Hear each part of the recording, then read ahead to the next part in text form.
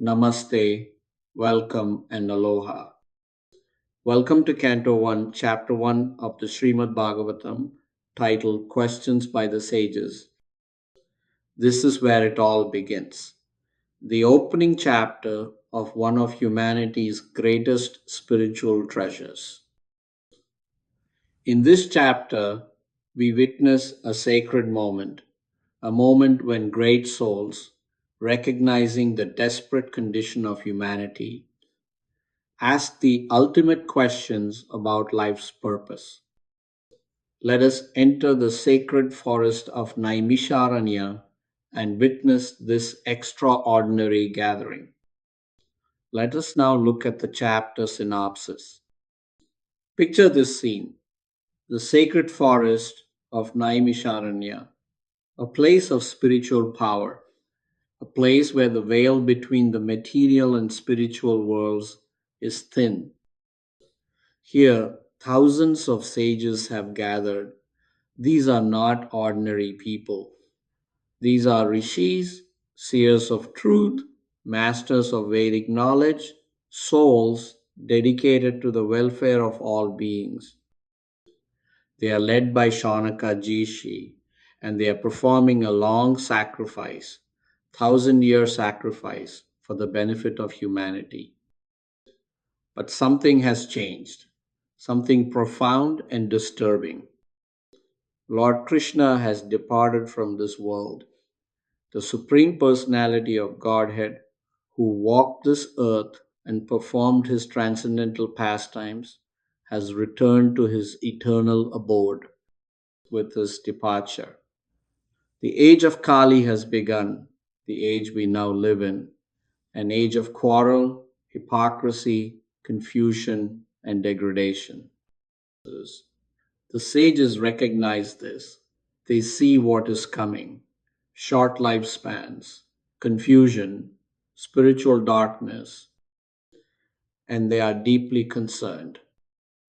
Into this assembly comes Suta Goswami, a learned soul who has heard the Bhagavatam from Shukadeva Goswami himself.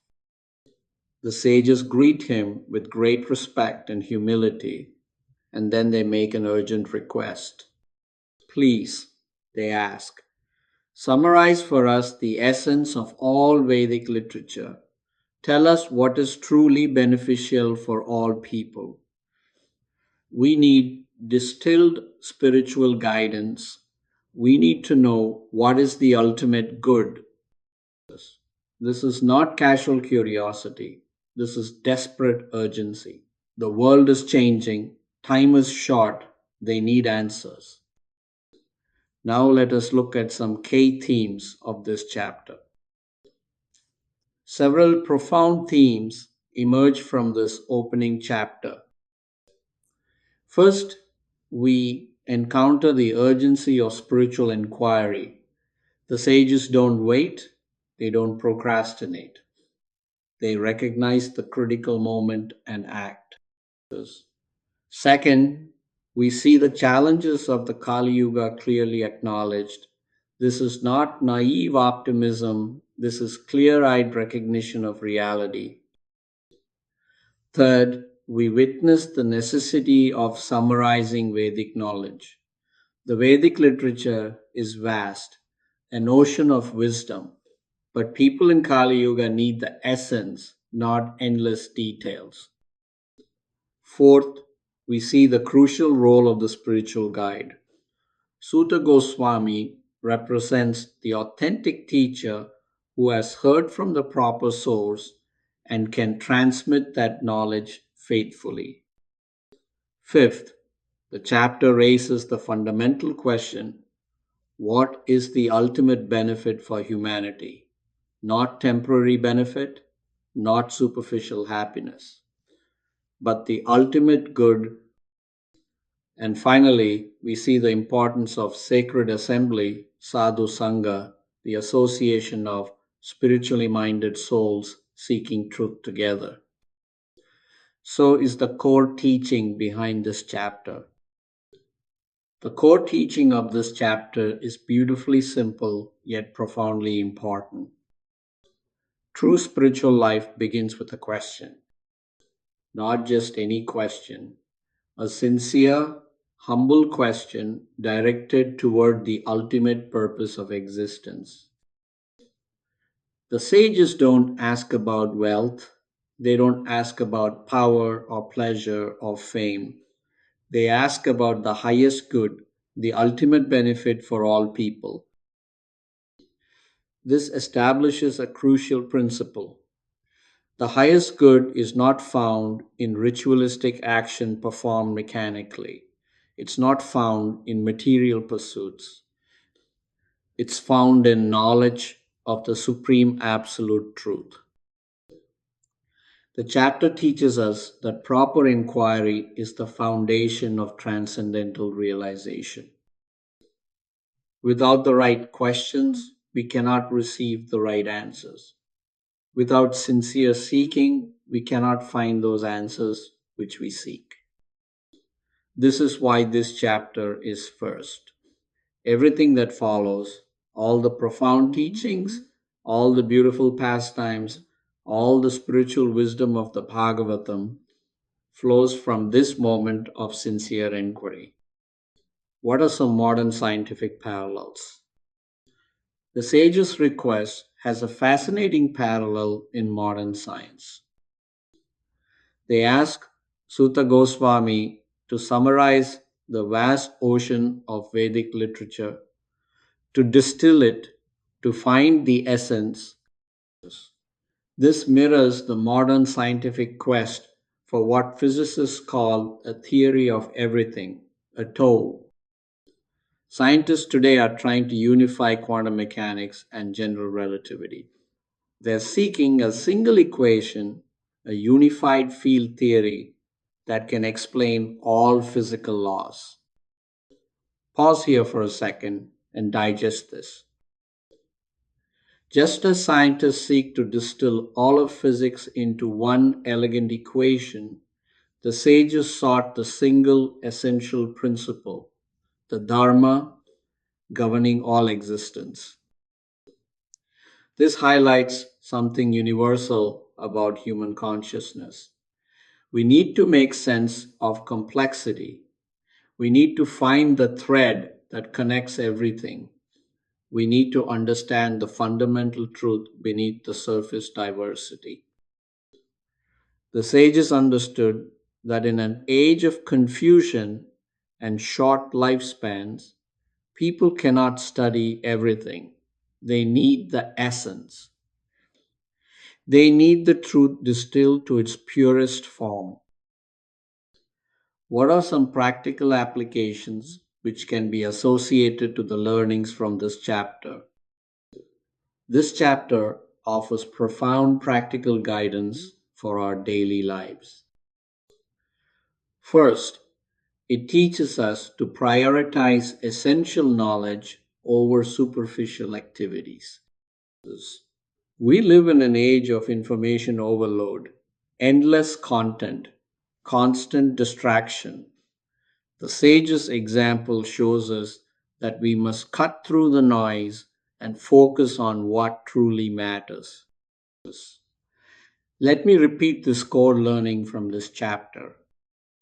First, it teaches us to prioritize essential knowledge over superficial activities. We live in an age of information overload, endless content, constant distraction. The sage's example shows us that we must cut through the noise and focus on what truly matters. Second, the chapter encourages regular introspection. We should constantly ask ourselves, what truly constitutes the highest good in my life? What is my ultimate purpose? Not once a year, not when we're old, now, regularly, daily. Again, let me repeat this. Second, the chapter encourages regular introspection. We should constantly ask ourselves, what truly constitutes the highest good in my life? What is my ultimate purpose? not once a year, not when we're old, now, regularly, daily. Third, it emphasizes seeking guidance from trustworthy, knowledgeable sources. The sages didn't rely on their own speculation. They approached Suta Goswami, someone who had heard from the proper source, someone who could provide authentic wisdom. In our age of misinformation and self proclaimed experts, this is crucial. Finally, the chapter teaches us to act with urgency. The sages didn't say, "We'll get to this eventually." They recognized the critical moment and acted.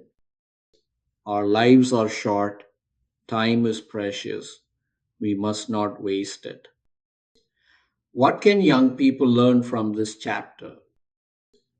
This chapter speaks powerfully to young people.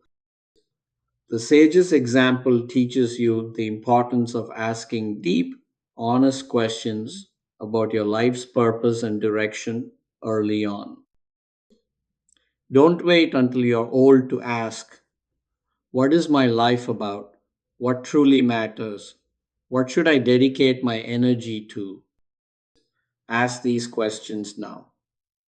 In your youth, when you have energy, intelligence, and time to act on the answers. The chapter also teaches you to find wise mentors, people like Suta Goswami, who can help you understand the most important lessons in life. This is not weakness, this is wisdom. The sages were themselves great souls, yet they humbly approached Suta Goswami for guidance. This is the core of why I titled this whole channel as Timeless Wisdom. Wisdom from learned or experienced folks and wisdom from scriptures. If you find authentic teachers early in life, you can avoid so much confusion and wasted time. You can build your life on a solid foundation of truth rather than the shifting sands of temporary trends and superficial values. Don't be afraid to ask the big questions. Don't be satisfied with shallow answers. Seek deeply, seek sincerely, seek urgently. What can older generation learn from this chapter? For those in the later stages of life, this chapter carries a special message. The sages recognize something crucial. Time is running out. Lord Krishna, the Supreme Being, had departed. King Parikshit was about to die. The age of Kali had begun. There was no time to waste. This is the situation of the older generation. Perhaps more clearly than the young, that time is limited, life is brief, the end approaches. The sage's response is instructive. They didn't panic, they didn't despair, they didn't resign themselves to fate. Instead, they focused with laser like intensity on the essential question: what is the ultimate good? This is the time in your life to distill decades of experience into essential wisdom, to separate what truly mattered from what was merely distraction, to understand finally and completely what life is really about. And then, and this is crucial, to share that wisdom with the younger generations. The sages didn't keep their inquiry private. They gathered together, they asked publicly, they sought wisdom not just for themselves but for all people. You have lived through much, you have seen trends come and go, you have experienced both success and failure, joy and sorrow. What have you learned? What truly matters? What would you tell your younger self if you could? This is the wisdom the world needs. Don't let it die with you. Share it, teach it, pass it on. So now you all know why I started this channel. Canto 1. Chapter 1 of the Srimad Bhagavatam is titled Questions by the Sages, and it teaches us that everything begins with a question. The right question: ask sincerely, ask humbly, ask urgently. The sages asked, what is the ultimate good for humanity? And in the chapters that follow, Suta Goswami will answer. He will speak the Srimad Bhagavatam, the ripened fruit of Vedic knowledge, the essence of all spiritual wisdom. But it all begins here, with a question, with sincere inquiry, with the recognition that we need guidance, we need truth, we need to understand the purpose of our existence. So I ask you now, what is your question? What are you truly seeking? What do you need to know? The Bhagavatam is ready to answer. But first, you must ask. Thank you, Namaste, and Mahalo for joining me in this exploration of Canto 1, Chapter 1, Questions by the Sages. Next, we will start to look at each verse of Chapter 1 of Canto 1